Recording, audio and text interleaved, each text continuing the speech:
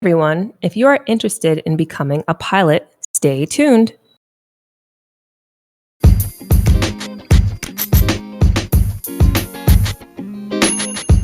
Hi, I'm Kiki. And I'm Kemi. And you're listening to Your Advisors Will See You Now, a podcast that will help you to figure out all of your options for life after high school.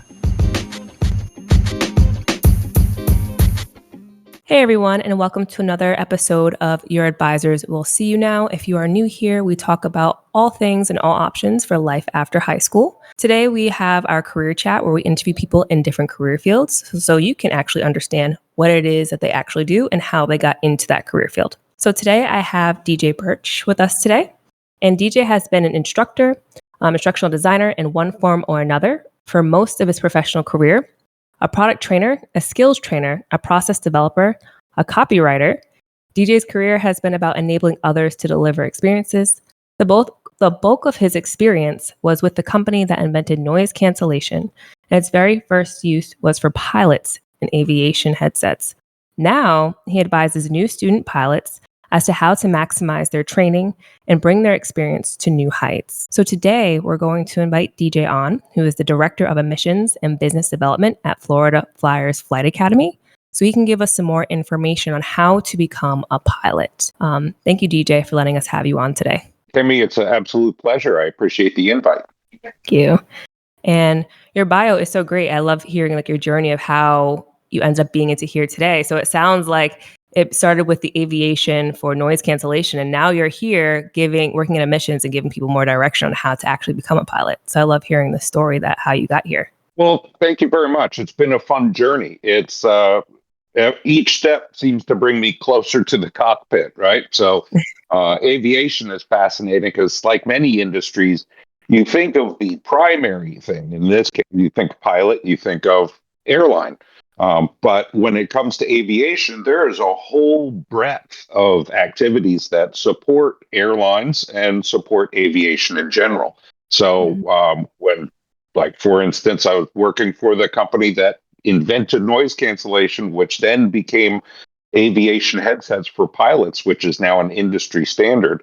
And now I'm bringing students to become pilots and helping them achieve their dream. I love that too, because I think sometimes we often forget how there are different other roles that feed into these other roles. So when we think of pilot, we just think of pilot, but we're not thinking of these other things for noise cancellation that go into that was a piece of being a pilot, or people that do you probably know the term better than I, that are in the tower that are giving people signals and directions for, this is when you can fly the plane, or this is when you need to land.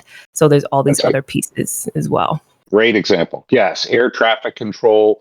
There's a maintenance component. There's manufacturing. There's engineering. The breadth of aviation as an industry is enormous.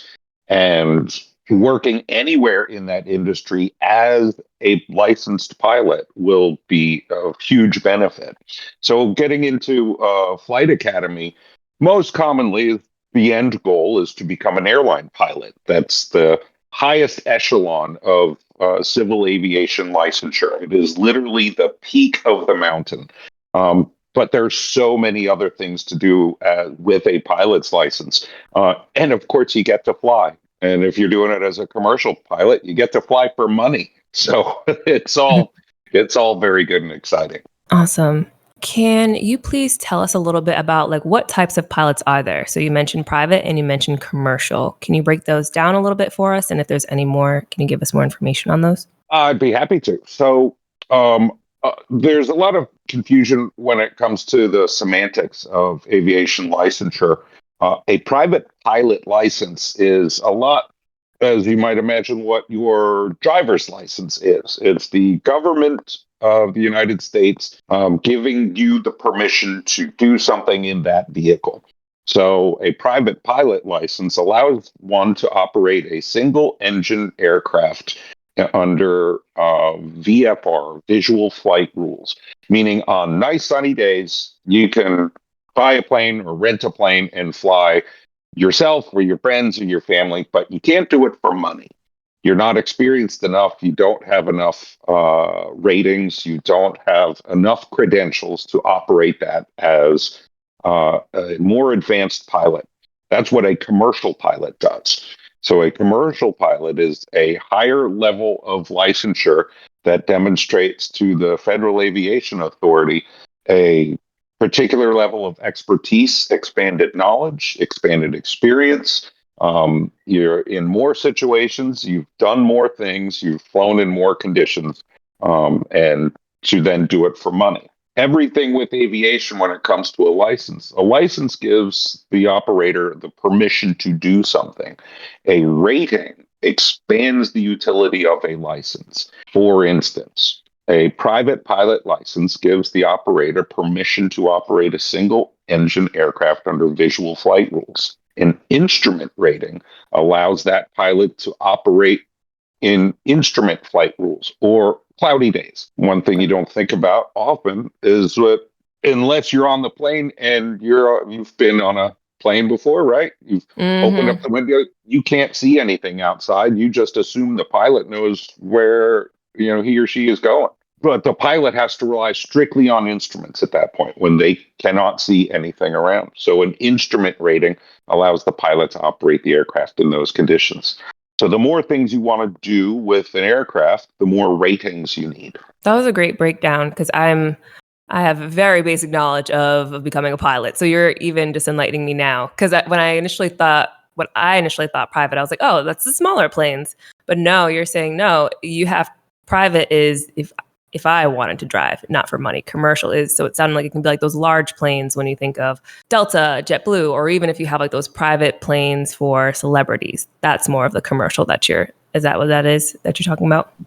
You're 100% correct. And it goes on from there. So a commercial pilot is a pilot that has proven and certified by the FAA, the Federal Aviation Administration, to have a certain level of expertise.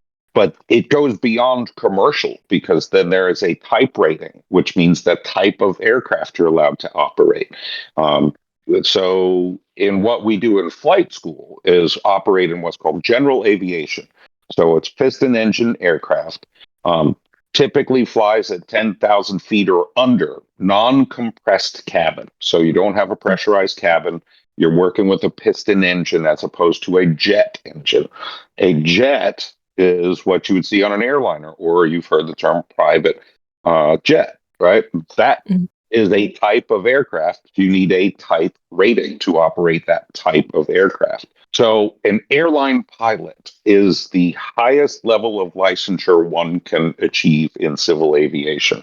And it takes years of experience to become one. The moral of the story, Kemi, is that you have to fly little planes for a while before you get to fly the big ones.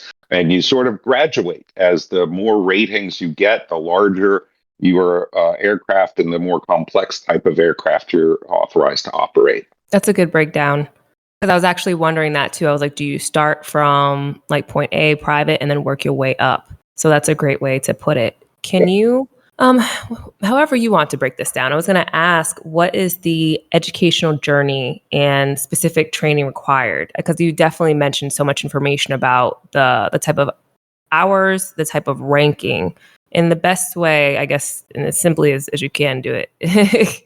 How would you kind of describe that educational journey from point A to if you wanted to do all the way down the line? It's an excellent question. And if I were going to, again, start at the top of the mountain and then work our way back down to base camp. So to operate an airliner, say for an airline like a JetBlue or a Delta or a Southwest, the goal there is to get what's called an Airline Transport Pilot License, or ATPL, as it's referred to. The qualification to have that license is at least 1,500 hours of flight experience. So your goal now, once you go all the way back to the beginning of where you start, is to learn to fly, period. Learn how to operate an aircraft. And there's a lot more to it than just the operation of the machine, right? You have to You'll be a part-time lawyer. There's so much regulation involved that you have to know all of the regulations. You'll be a part-time meteorologist, is that you're going to have to learn weather and weather patterns and understand what's being told. You're going to learn a whole new language in terms of the language of aviation and learn to speak power and ATC, or air traffic control. And you'll do all of that in your private pilot license. In fact, it's probably one of the most difficult parts of the entire journey is the very beginning, because there's so much to learn. And it is incredibly rewarding, but it's incredibly hard work. Once you become a private pilot, then you expand that with an instrument rating. We just talked about that, right? So you can be a private pilot who can fly on cloudy days, and then becomes the marathon session of becoming a commercial pilot. And that is really just building on the same skills that you've learned to fly, and now you've learned to fly without seeing the ground. Now it's time to expand those skills. You'll have deeper knowledge. You'll have more experience. You're going to fly for longer distances and longer duration under adverse conditions, to then become a commercial pilot. A commercial pilot at this stage means you can be paid to operate a single engine aircraft under various conditions. So your job at that point is to hopefully get a job as a single engine pilot. If you think, Kemi, I'm sure you've been to the beach or anywhere there's maybe a festival and you're seeing banners that are getting pulled by airplanes, right? You've seen that kind of advertisement. That's a commercial pilot of a single engine aircraft. So that's an example of what a commercial pilot would do. But skydivers or island hopping or bush pilots or parcel and post, forestry, survey work. Anywhere you're operating a small aircraft that under 10,000 feet that is non-compressed cabin is a commercial pilot in general aviation. Most commonly, the most common job and the most common step on the way to the airlines at this point is to become a certified flight instructor. So you instruct other students. And airlines love to see that because, as you probably well know, given your own background in education, the more you teach something, the more knowledgeable and better you become at it yourself. That's why airlines love to hire flight instructors. So you work as a couple of years as a flight instructor to get paid to build your 1,500 hours and then get hired on at an airline. Wow. That was a great breakdown. And that was very enlightening too, because I think when you hear I'm a pilot, essentially people will first think of when they're going to the airport and they're going to take a trip. But you just mentioned that there's so many different roles within there, like being a surveyor, or if you're doing like island hopping, like there's so many different things, or even for our mail, for postage, which is very important. So you are still a pilot, but it's still kind of in different fields, which I think is very, very interesting to state, and really stretches like that thought process of like, oh, there is more. It's like there's more shades of being a pilot, I guess you could say. Absolutely correct. Mm-hmm. That's awesome.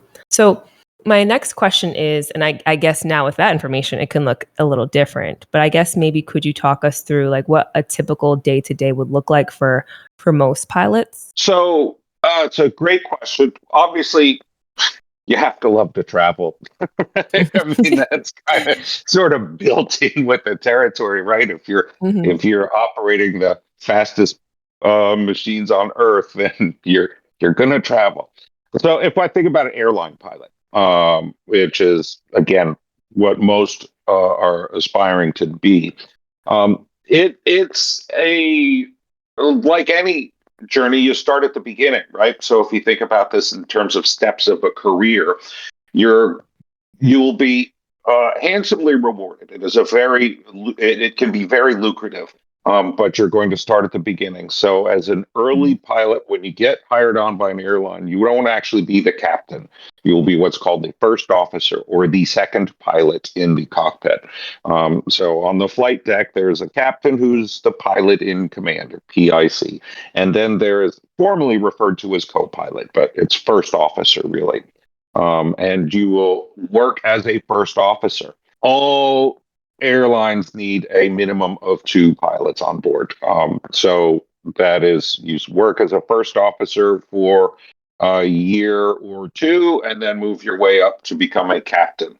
And then you move your way up to be a first officer of a larger vessel, and then move your way to be the captain of a larger vessel. So if you can imagine sort of this Z-shaped ladder where you're moving from right seat to left seat to right seat of a bigger vessel to the left seat of a bigger vessel to back to the right seat of the larger vessel, etc.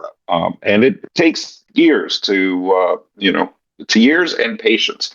At the beginning of your journey as a first officer, you're going to spend a lot of time in the airport sitting around waiting for somewhere to go, because wherever there's a flight crew, there is also a redundant flight crew waiting just in case that flight crew doesn't show up.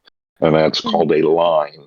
So every airplane you have, there is an assigned crew, and then there's a crew that's literally waiting in a lounge for that airline in the event that the other crew can't be there. So you spend a lot of time at the beginning just hanging around the airport. You get paid. You get paid to not do your job, because your job at that point is waiting to be assigned. But the more seniority you have, the more you can have choice routes. And most airline pilots will work 2 weeks on, 2 weeks off.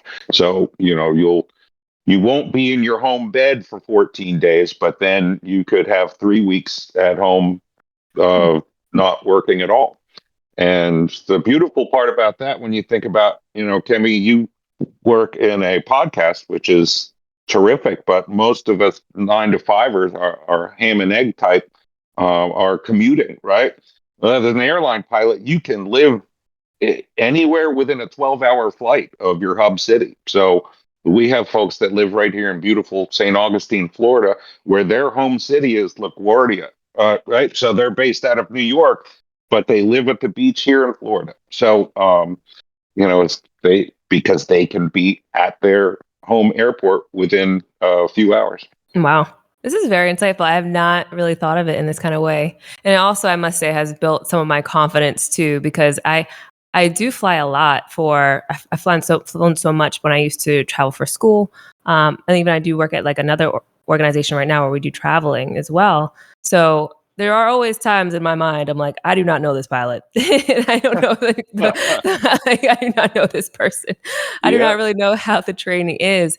But it definitely just built some confidence in me that, how you said, it's kind of like a Z shape. So it's like you sit in this seat first before you can go into the bigger seat, and then you go to the next plane. Like you're really moving up and getting that experience. Yep. So that does make me feel better, for sure.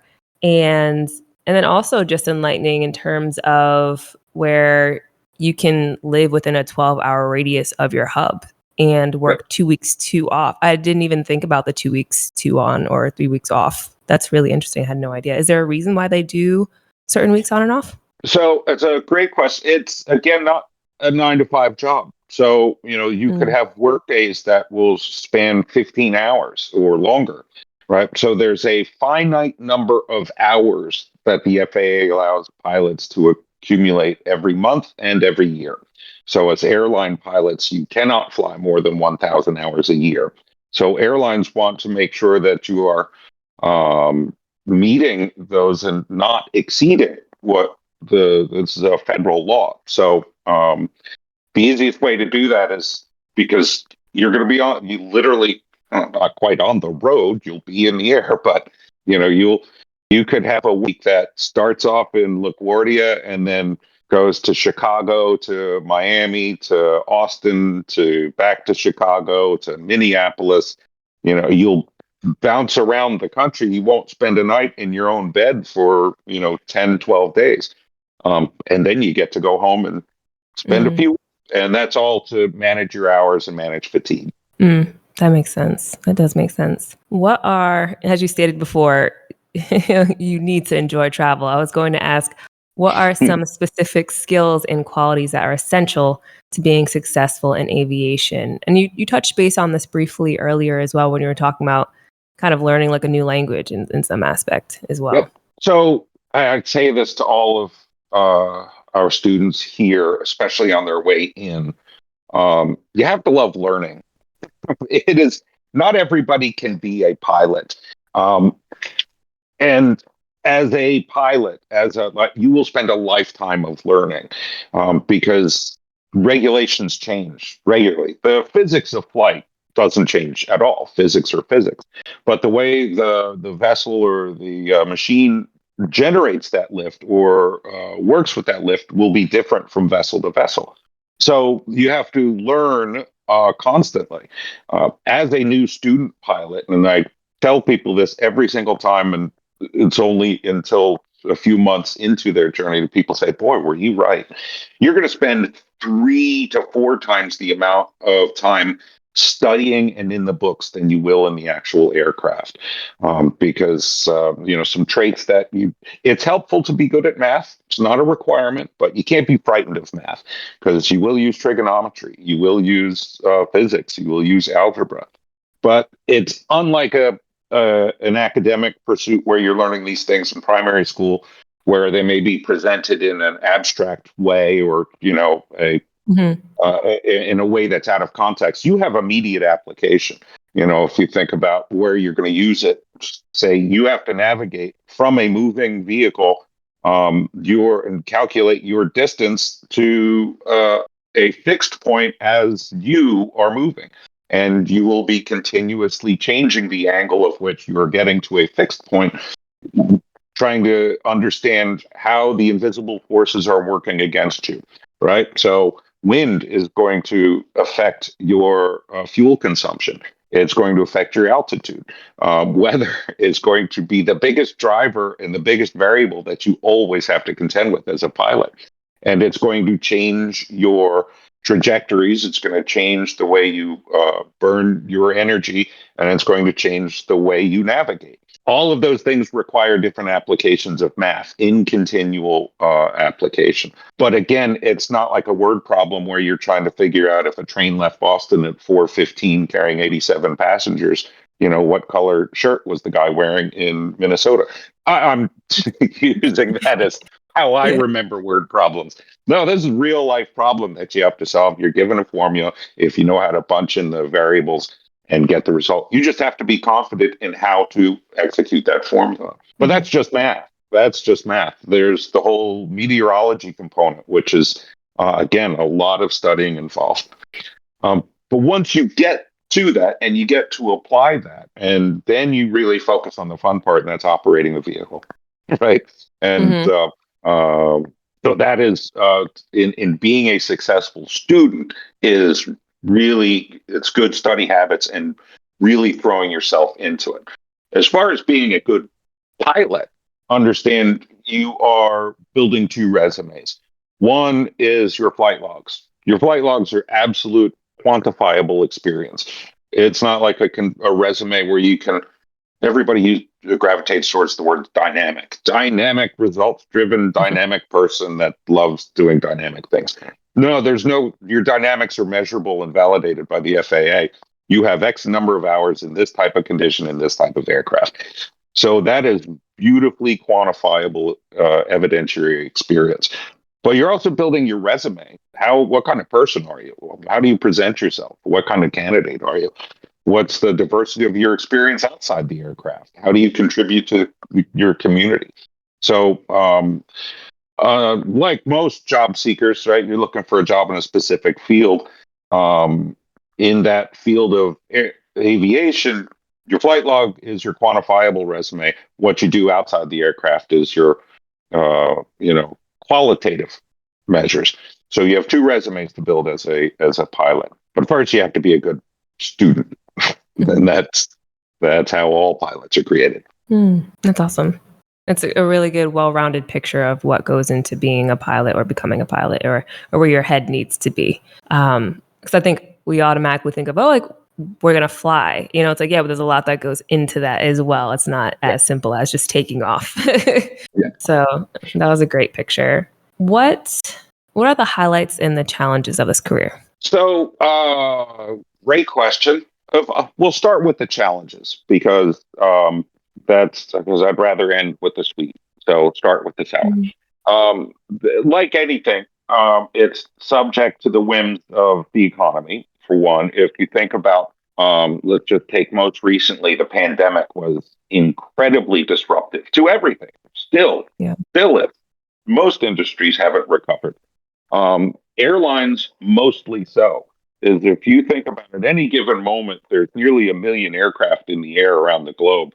And then just in the span of 3 days, they all landed and didn't fly for months. Um, Mm. that was the loss, literal loss of trillions of dollars out of an industry that had cascading effects everywhere. So, of course, what is that? What's the term? Force majeure. Pandemics aside, there's still take the airlines are always subject to the whims of the economy. So the number one traveler is the leisure traveler, and if people don't have the money to go to Tahiti, then they don't take a plane there, and so there's a cyclical element to hiring in the airlines. So that is difficult. The mandatory retirement age is a challenge in that some folks believe it's too late for them to start understanding that airline pilots have to retire at age 65. Now, it doesn't Wow. mean they have to stop flying, it just means they can't be airline pilots anymore. Mhm. So that all kind of flips over to what the rewards are. Once a pilot, always a pilot. And there is never a more open, more inclusive, more interested group of individuals than pilots. There's a joke, sort of a cliche that I like to say. It is hopefully this doesn't offend any of your audience out there, but there's two ways you can know if somebody either went to Harvard or is a pilot. Just wait about 2 sentences; they will tell you. Yeah, in other words, pilots love talking about aviation Mhm. and love helping other pilots. And so the folks that we have, like I just had a great meeting last week with a pilot from Piedmont Airlines, which is owned by American Airlines. But she was on her path to be a commercial pilot or an airline pilot for American and fell in love with the company that she worked for and realized that she didn't want to be away from home every single night. She still travels, she still flies, she still works for technically American. She works for Piedmont Airlines, but she's doing all their pilot recruiting. So she acquires new pilots, she flies, she gets benefits, but she also has sort of a more regular 9 to 5 job. She wouldn't have been able to do all that without her pilot's license. So it's not just the airline pilots, but it's the breadth of the industry that somebody with a pilot's license can have an incredible advantage in. But first and foremost, you have to kind of love to fly. Mhm. But that's what the most rewarding part is. It's a community. It is it is immediately rewarding because you work so hard, but you see the fruit of your labors. You can have tangible, real life benefits of being able to. Like we just had a student achieve her private pilot license this morning, just literally like an hour ago, and she's been working at this for 6, 8 months of every day, hard work, hard study, Mhm.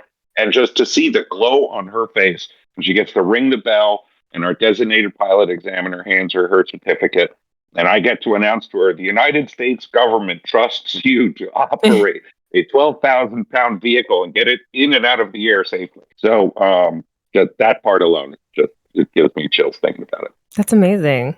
Is there any advice you would give to someone aspiring to become a pilot or considering even possibly a career change in aviation before 65? Yeah.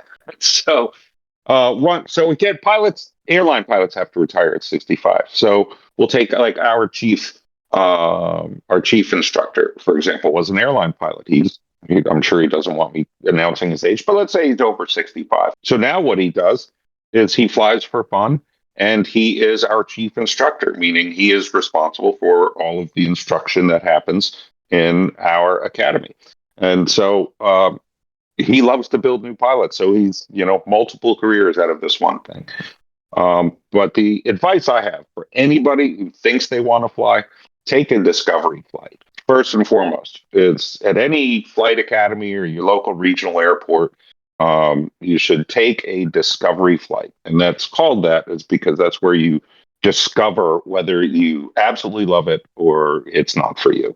And it really is your first flight lesson. It's about an hour with an instructor. You go up in the air, and if the instructor trusts you and you are comfortable, they will ask you to take the yoke and have you execute a couple of maneuvers. But understand, a Cessna 172 is not a Boeing 737. So you have to be comfortable in a non-air conditioned, very loud, thinly metal piece of machinery. It is not a luxury vehicle. What it is awesome and fun. But if you don't love your discovery flight, save yourself a lot of heartache and headache. All right. But if you think you want to do it, step number one, take a discovery flight. Awesome. I didn't even know that was an option either. And we always try to tell our listeners, if they're interested in a specific career, to try to do an internship. But I honestly didn't. I was like, I don't know about flight, but this could be an opportunity for that, to test drive it. So exactly correct. That's awesome. This has been such a great conversation. Can you please share some information about Florida Flight Flyers Academy, and how people could connect with you if they're interested in any more information? Absolutely. I'd be happy to. So Florida Flyers Flight Academy is founded in 2008 by a pilot from Germany who was just a recreational pilot who had, he actually took flight lesson of visiting Las Vegas, and that's what got him in love with it. So, and then he realized in his very German ways that there's a more efficient way to deliver a better experience to students. And so created the Florida Flyers International Flight Academy, really focused on trying to help Europeans learning to fly. And then as the business grew, realized that there's a lot more to the world than Europeans. So focused it then on becoming an airline career academy, invited in and hired folks from the airlines, such as our chief instructor, to really help, hone the skills and the curriculum required. And we are 16 years later, in beautiful St. Augustine, Florida, well over 200 students. I would say probably 40% of them are from outside the United States. And we'd love to have you join. So you can find us online at www.flightschoolusa.com. Again, that's flightschoolusa.com, or you can give us a call, 904-209-3505. And that is us in beautiful St. Augustine, Florida. I don't work for the Visitors and Convention Bureau, but if you've never been to St. Augustine, Florida, it's one of the finer little gems inside the Sunshine State. Right on the coast, right on the beach, oldest city in the United States, and an awesome airport for flying and learning to fly at. Awesome. Well, thank you so much for sharing that information. I hope all listeners out there, if you're interested, please get connected, or if you have more questions, reach out. Just thank you again, DJ. This is a really, really great episode. I've learned so much today. I am slightly nervous for my husband to hear this, because he was thinking about becoming a flyer for a second. And I was I don't know. Let's have come on down to St. Augustine. We'll give him a discovery flight. Honestly, he might consider that. But thank you so much. Thank you so much for this episode and coming on. And to our listeners, thank you for tuning in to this episode. We hope that you found it very fruitful. Please make sure to share it to anyone who you think would benefit from this information. Make sure to follow us on our Instagram at Yawson Podcast, or Instagram, or TikTok. Check us out on our website, youradvisorswillseeyounow.com. And until then, we will see you in the next episode. See you. Bye.